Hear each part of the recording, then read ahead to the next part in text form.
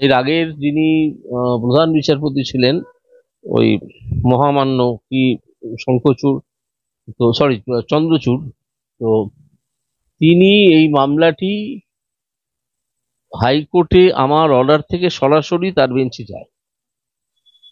অথচ সুপ্রিম কোর্টের একটা ঘোষিত অবস্থান আছে বিভিন্ন মামলায়, হাজার হাজার মামলায়, যে সরাসরি সুপ্রিম কোর্টে না এসে ডিভিশন বেঞ্চটা ঘুরে এসো। আমি আশ্চর্য হয়ে লক্ষ্য করেছিলাম যে এরকম কিছু মামলা, সেইগুলো যখন কিছু বিশেষ আইনজীবী দাঁড়াচ্ছেন, তখন এই শঙ্খচূড় না চন্দ্রচূড় তিনি আহ এগুলোকে সরাসরি সিঙ্গেল বেঞ্চ থেকে সোজা সুপ্রিম কোর্টের মামলা হিসেবে গ্রহণ করছেন। আরো কয়েকজন জজ সেটাও করছিলেন।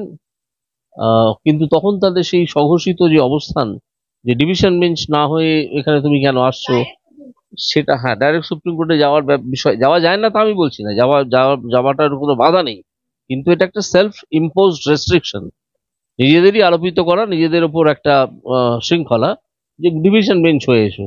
তখন কিন্তু সেই উচ্চারণটাও তারা করতেন না এই বিচারপতিরা, হঠাৎ হঠাৎ মামলা নিয়ে নিতেন।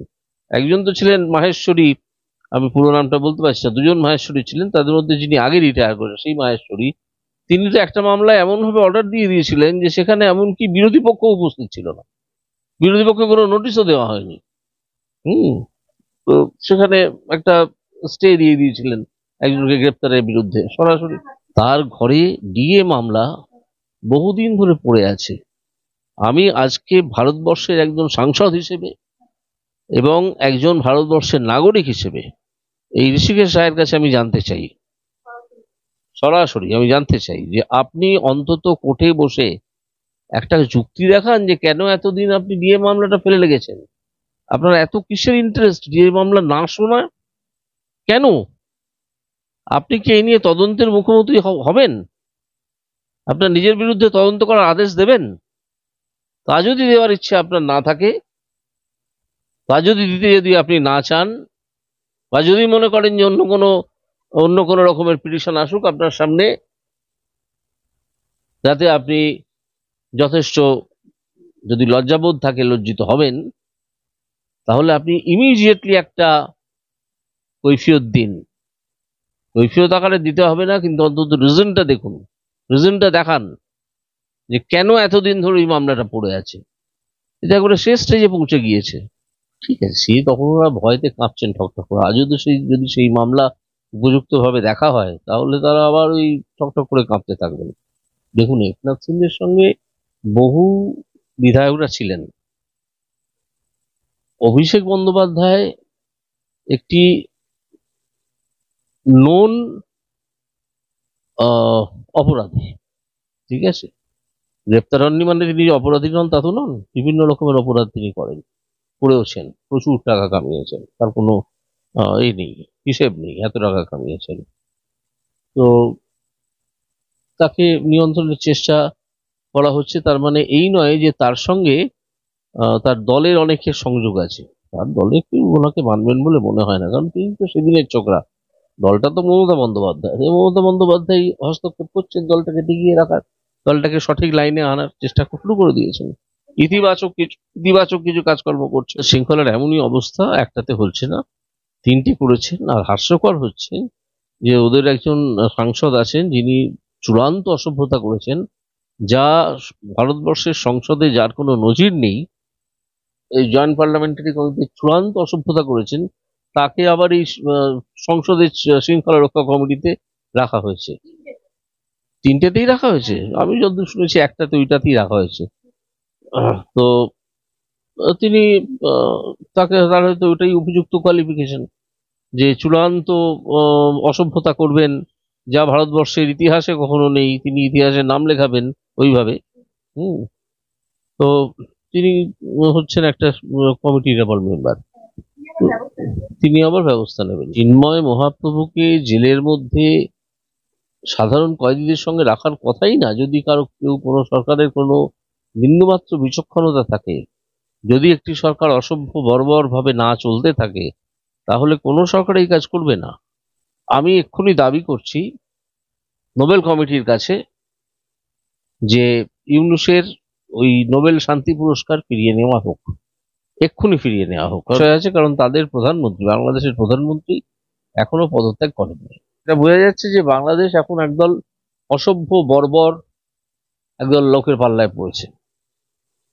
তো এটা হয়তো বেশি দিন চলবে না, নিশ্চয়ই তারা সংযত হবেন বা অন্য কেউ বাইরে থেকে তাদেরকে সংযত হবার ব্যবস্থা করবেন। ঠিক আছে, ফলে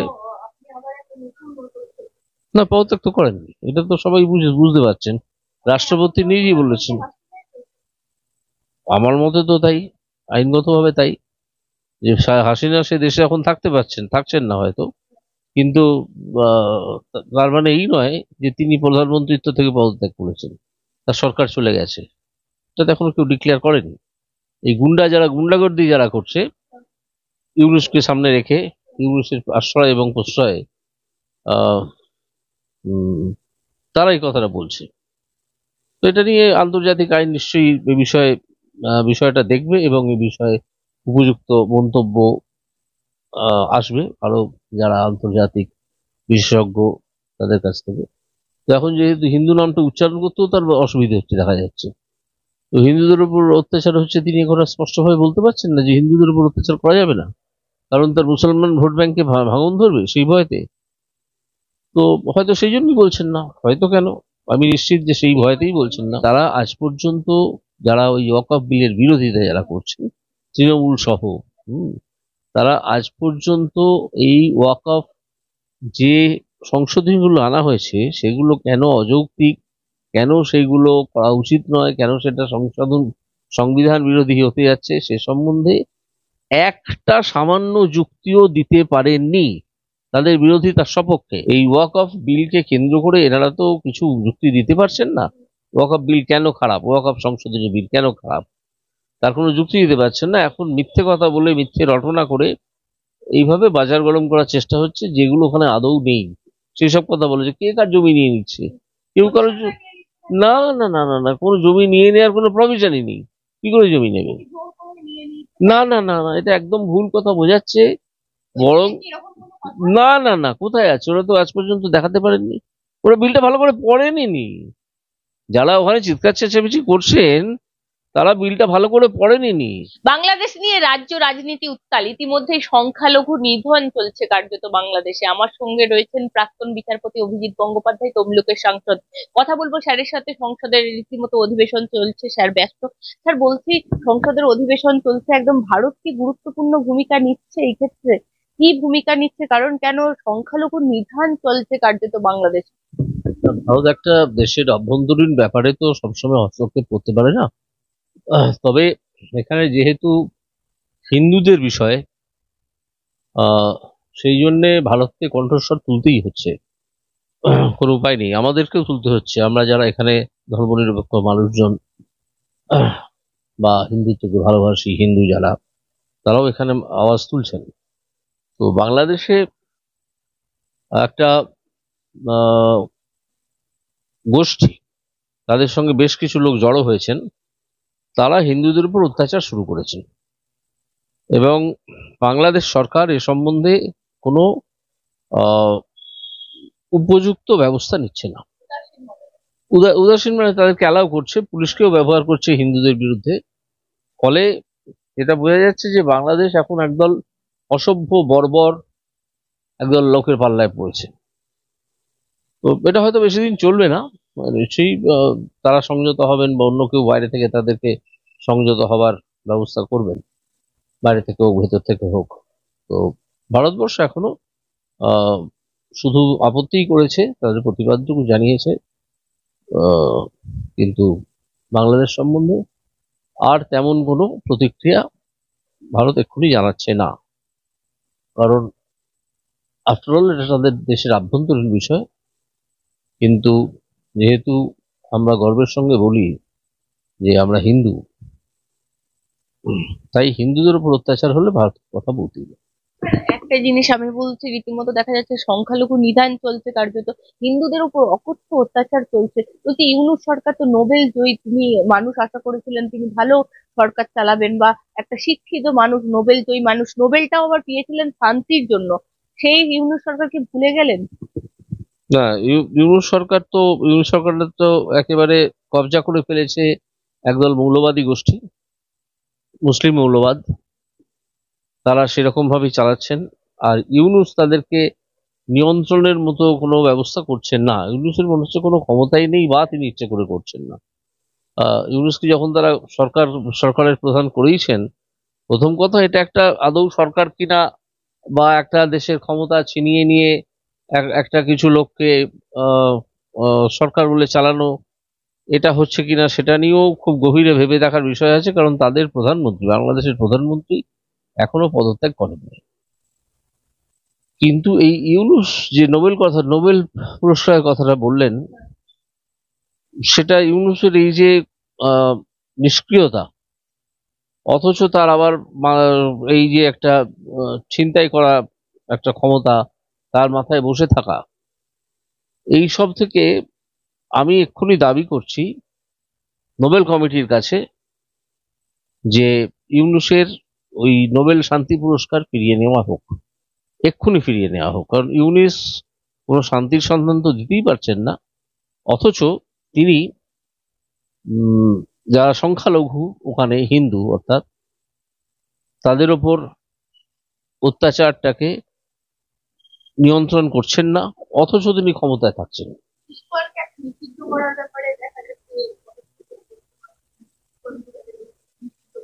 হ্যাঁ, ইসকনকে নিষিদ্ধ ঘোষণা করার চেষ্টা হয়েছে কোর্টের থ্রু দিয়ে, কিন্তু কোর্ট কালকে সেই আবেদনে সাড়া দেয়নি। তার মানে এই নয় যে আবার পরবর্তীকালে সাড়া দেবে না, বা অন্য কোনো ভাবে ইসকনকে বিরক্ত করা হবে না। আজকে আমি শুনেছি যে ইসকনের অনেকজনের ব্যাংক অ্যাকাউন্ট নাকি বন্ধ করে দেওয়া হয়েছে, সিজ করা হয়েছে। হুম। তো এইসব কাজ যদি চলতে থাকে, তাহলে আহ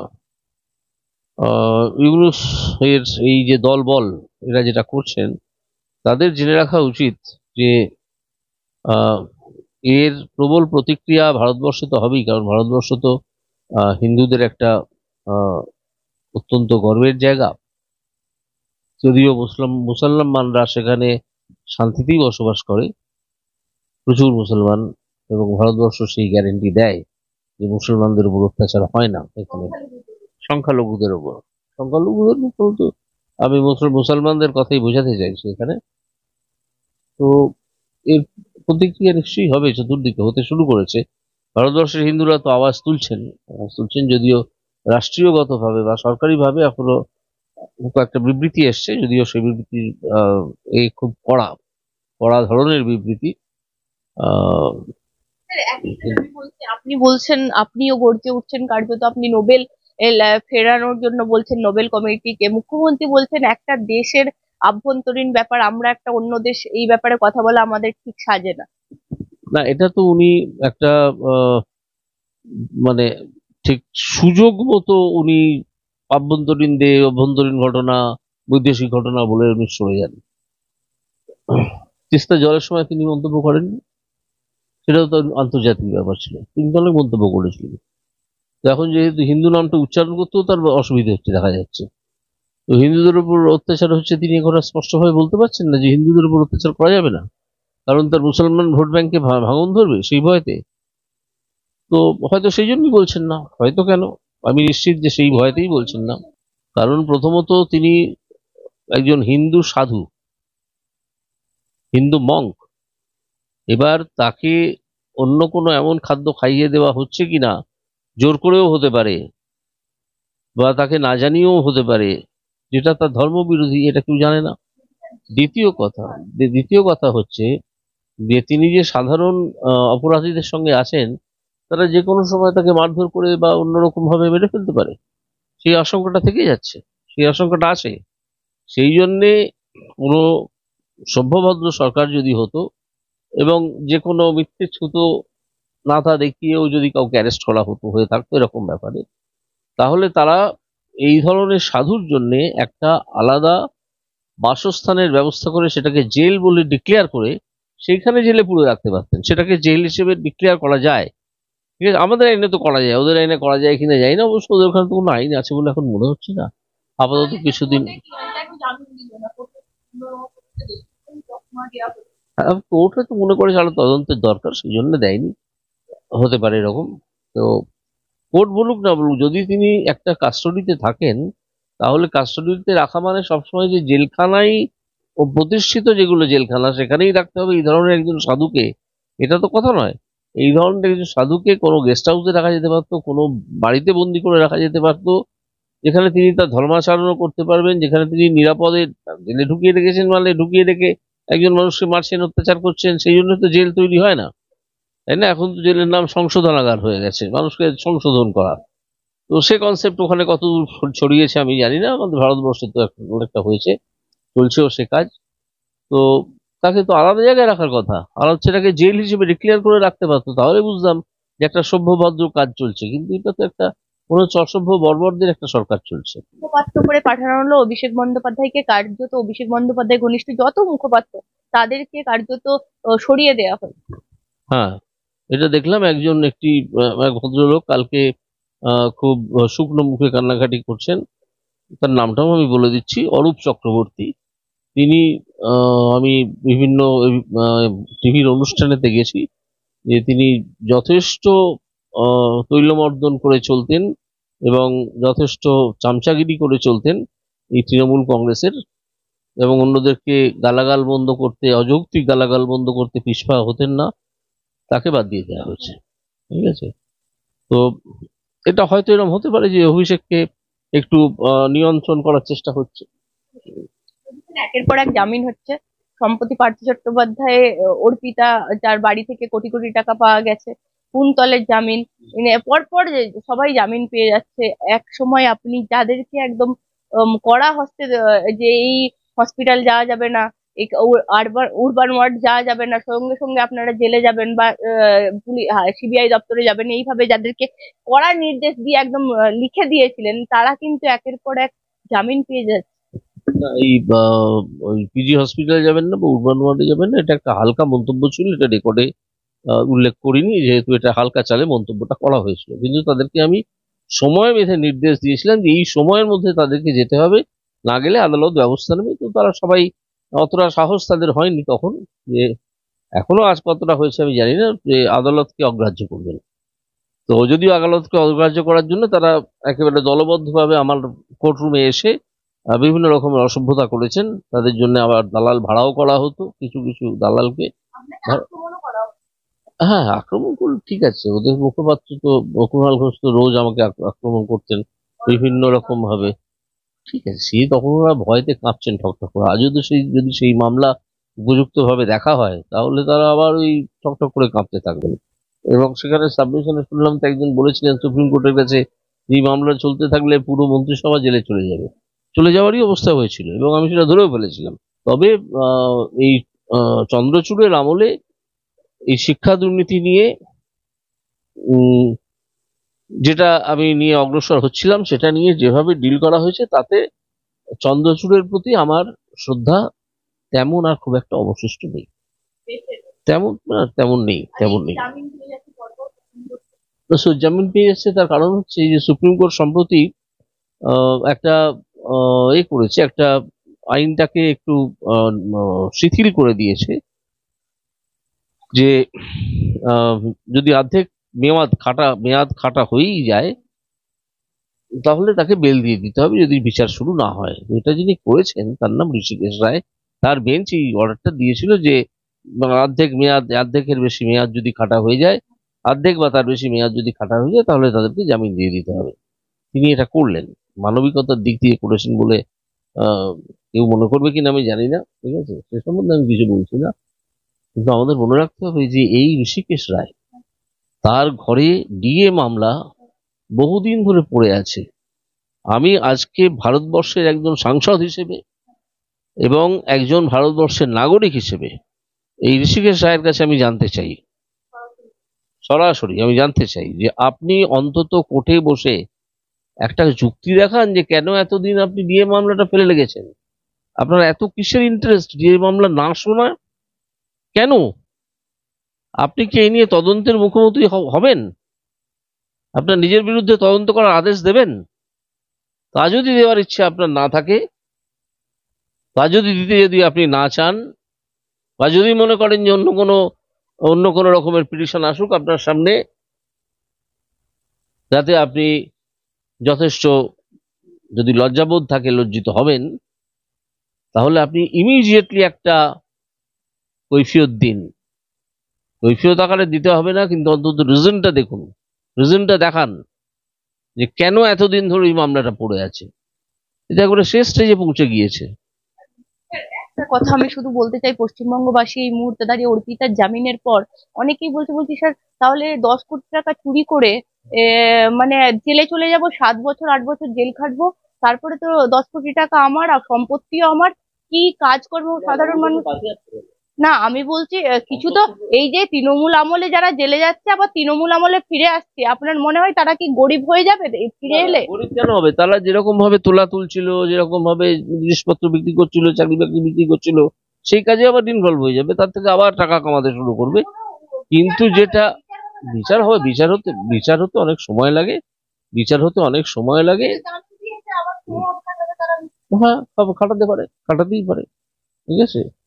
তো এইসব বৃহত্তর জনসাধারণের কথা না ভেবে যেসব বিচারপতিরা এসব আদেশ দেন, তাদেরকে আমি মনে করি গজদন্ত মিনারে বসে থাকা কিছু মানুষ। তো এরকম আমাদের হাইকোর্ট, কলকাতা হাইকোর্টেও আছে, সুপ্রিম কোর্টেও আছে। তারা সেভাবে করছেন, আমাদের তো গিয়ে হাত বেঁধে দেওয়ার বা তাকে হুমকি দেওয়ার কোনো উপায় নেই, বা আমরা ভদ্র মানুষরা দেবো না। কিন্তু এটা যে করা উচিত নয় সেটুকু বলতে পারবো।